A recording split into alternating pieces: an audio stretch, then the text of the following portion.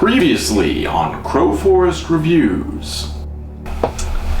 Guess I'll just be glad that things are finally getting back to normal around here. I mean, it's not like anything bizarre or unusual can happen in the last 30 seconds.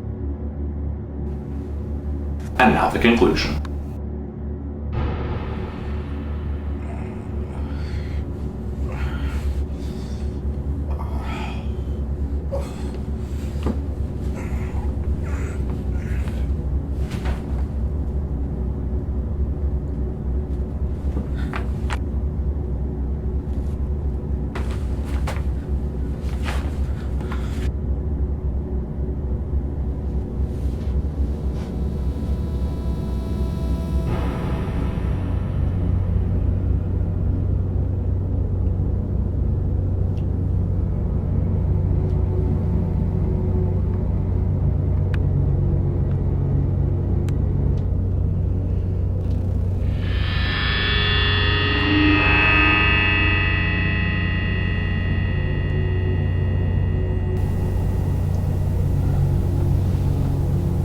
Huh.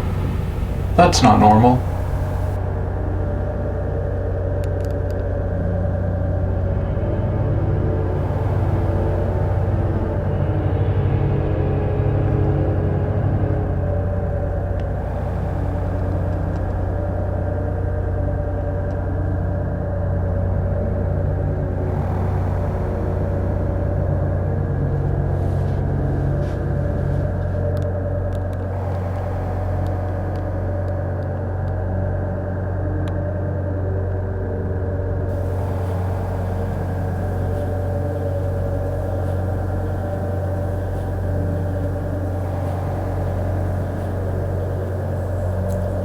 Well, I guess now is as good a time as ever to do a review. Hello and welcome to Crowforest Reviews. So if you're wondering why we're in a totally different location today, I have no idea, but frankly, I blame Bunny. So, considering our current predicament, I think it's only appropriate that we review the Lego Movie. Yeah, that's the intro we're going with. So the movie starts off with some very forced title cards. Really, I think you're trying a little too hard there. The movie starts out proper with some pretty awesome CGI graphics zooming into a Lego castle sitting on top of a moat of lava. This is of course followed by a very forced butt joke. Cover your butt. Seriously? I think you need to try a little bit harder for that PG-13 rating. I'm just not feeling any effort on this one. But awkward forced humor aside, the big bad of the film breaks into the castle to provide an exposition dump, all but telling the audience that he's the bad guy because the script says so. A brief fight ensues between Big Bad and Wizard Guy before Wizard Guy is defeated. But before he's done for, Wizard Guy tells Big Bad that there's a prophecy. Of course there's a prophecy. One day, a special one with face of yellow will make the piece of resistance found. Face of yellow?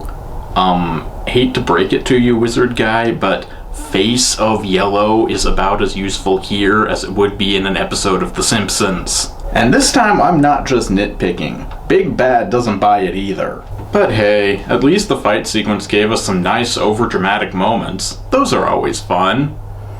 In fact, all of this overdramaticness is reminding me that there's something I must do.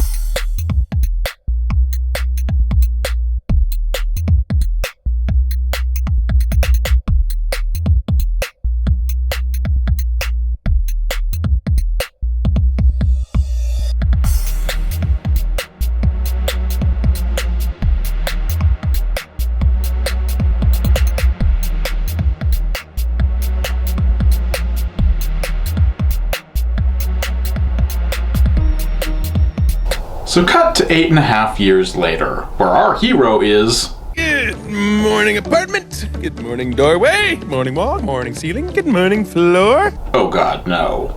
Please tell me this isn't the hero we're going with. I am so pumped up! This guy is so annoying. He's just like what we were all afraid Pinkie Pie would become, except she never did. And he is! eat a complete breakfast with all the special people in your life. Hey, Planty, what do you want to do this morning? Watch TV? Me too! Oh, that is just not fair. What do you mean the annoying guy is me? So anyway, after that character introduction, we get our opening song montage. Everything is awesome. Once the song ends, after a mere 5 hours, our hero, Emmett, gets the cold shoulder from his co-workers and ends up walking home alone after his shift is over. While he's alone, he comes across a mysterious cloaked figure flitting about in the distance, and he goes to investigate. It turns out that the mysterious cloaked figure is a woman, and moreover that Emmett is so overtaken by her hotness that he falls into a mineshaft. It's here that he stumbles across the main plot MacGuffin for the movie,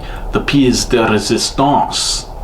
Oh, sorry, the piece of resistance. So Emmett touches the piece of resistance, because, well, it seemed like a good idea at the time, and is knocked unconscious. When he comes to, he's being interrogated. Isn't there supposed to be a good cop? We're not done yet.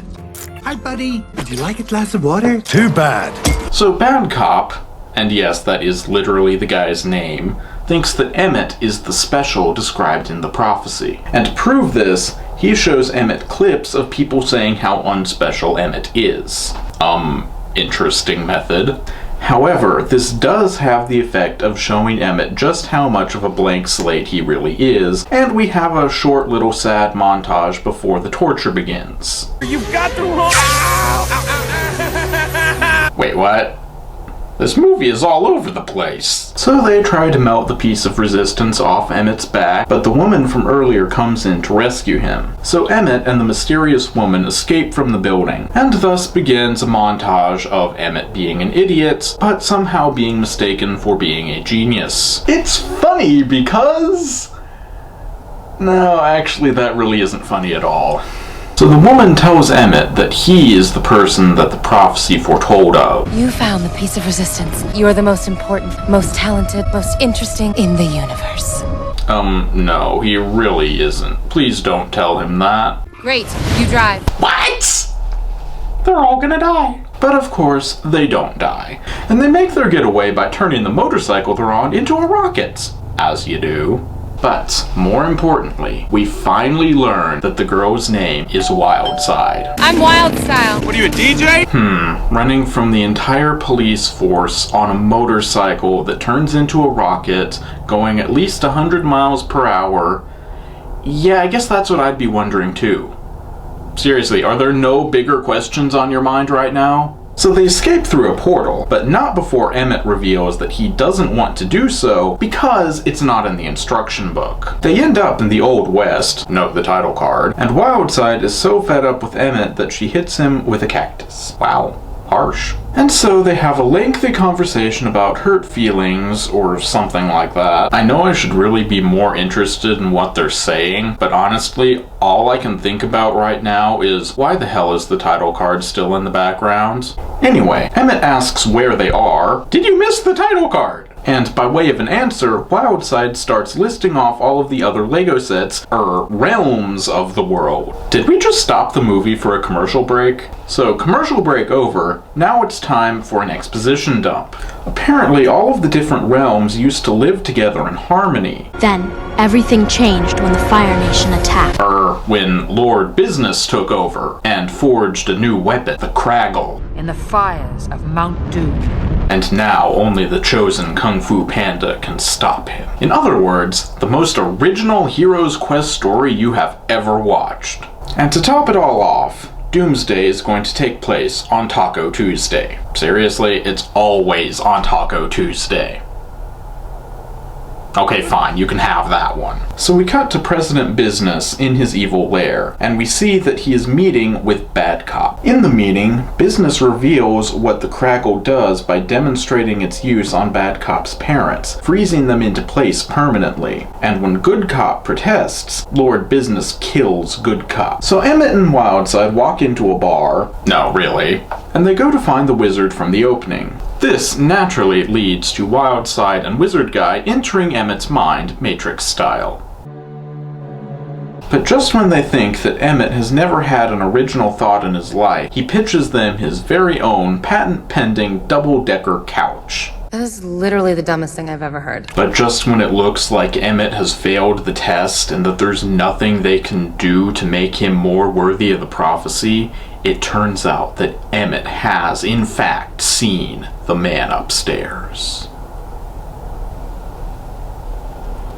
Who is the man upstairs? I don't know, but the foreshadowing music indicates that we'll be finding out before the end of the third act. So now we come to the obligatory training montage. Your training begins now. Piano man, open up. Your training begins later. Okay, I guess we haven't gotten to the training montage yet. The building they're in is surrounded by the police, and their only possible escape is to somehow make it to Cloud Cuckoo Land. They make it past the barrier, but the police are in hot pursuit. Their only chance is for Emmett to build something that can help them escape. So the chase scene eventually culminates in our heroes falling to their deaths from some crumbling train tracks, as chase scenes often do. But just as everything is looking hopeless, they're saved by Batman, who, it turns out, is Wildside's boyfriend. So Batman flies them into the sun, and thus to safety, and this naturally puts them into a portal straight to Middle Zealand, where we have a second commercial break. After that, they drive up a rainbow, and thus finally make it to Cloud Cuckoo Land, where they are greeted by Pinkie Pie's feline cousin, Princess Unikitty. There are no rules. No bedtime, no frowny faces, no bushy mustaches, and no negativity of any kind. I love how mustaches are lumped in there as a form of negativity. Any idea is a good idea, except the not happy ones. Those you push down deep inside where you'll never, ever find them. Ah! She really is Pinkie Pie's feline cousin. I was just kidding before.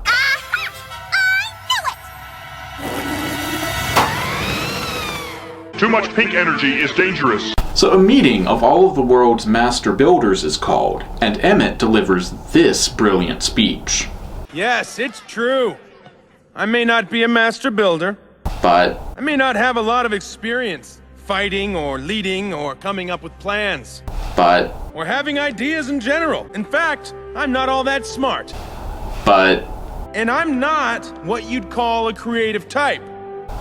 But I know what you're thinking. He is the least qualified person in the world to lead. And you are right. There was about to be a but. It is way too late for that now. Cover your butt. And just when it looks like things can't get any worse, the police show up and attack, completely destroying Cloud Cuckoo Land. Time is running out for our heroes. Wait, something seems different here.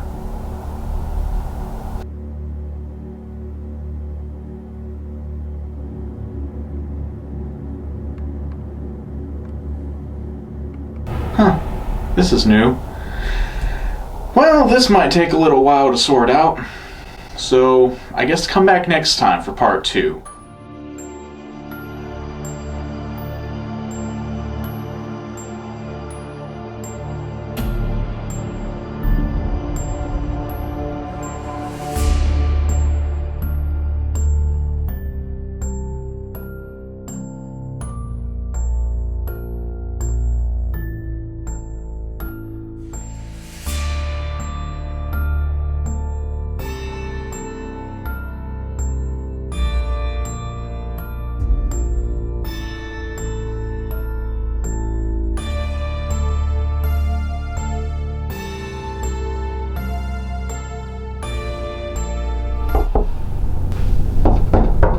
You in there? You in there? Come on, you know you can't hide from Jim and the holograms forever.